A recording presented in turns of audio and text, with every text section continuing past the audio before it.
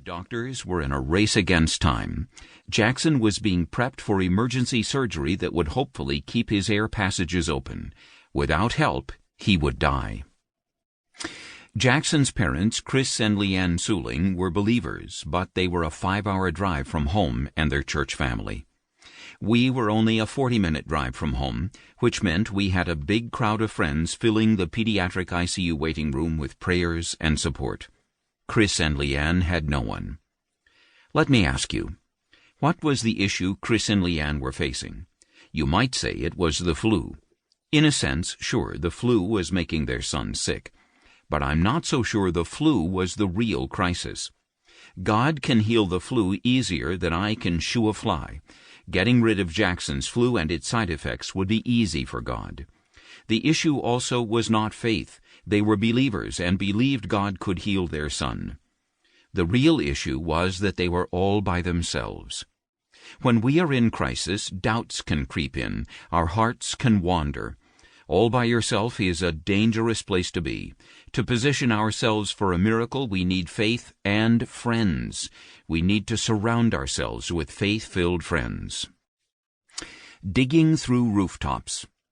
One of my favorite miracles that Jesus performed happened only because of some faith-filled friends. In Luke chapter 5, we read about a man who was paralyzed. He had to live his life lying on a mat. Being paralyzed meant this man could do nothing for himself. He had to depend on someone else to feed him, clothe him, bathe him, carry him, and take care of his personal hygiene needs. This man was utterly incapable physically. He was completely dependent on others. He was also hopeless, because at that time there was nothing that could be done for him, no surgeries or physical rehab. He would have to lie on his mat forever. That was his life.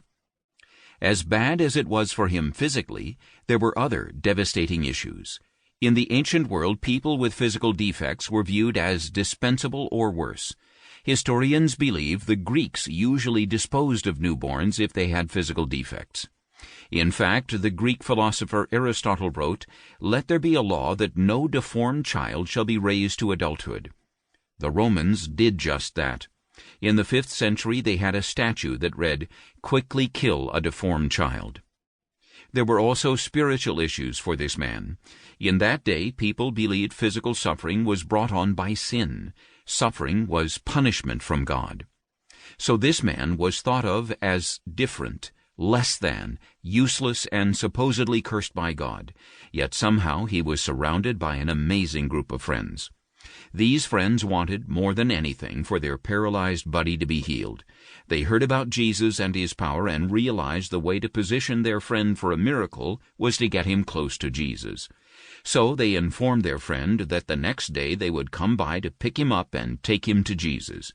We don't know if he shared their faith in Jesus, but either way he had no choice but to go.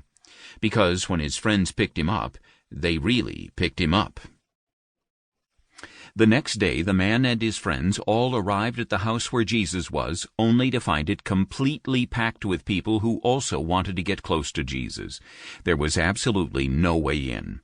In fact, a crowd of people surrounded the house trying to catch a glimpse of Jesus or hear what he was saying. So, not only could they not get in the house, they could not even get close. No one would blame them if, at this point, they just gave up. The journey to get the man there was difficult enough. Now they couldn't even get to Jesus.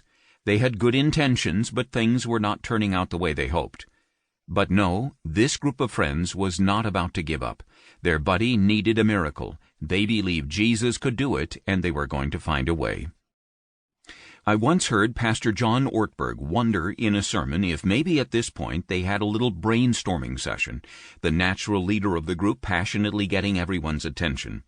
The friends did what guys do best. They got to work at solving the problem. Guys, we have to find a way. So let's brainstorm. And remember, when you brainstorm, there's no such thing as a bad idea. Then they all probably just stared at each other for a long time. Finally, someone spoke up. "Well, this is crazy, but could we carry him up to the roof of the house?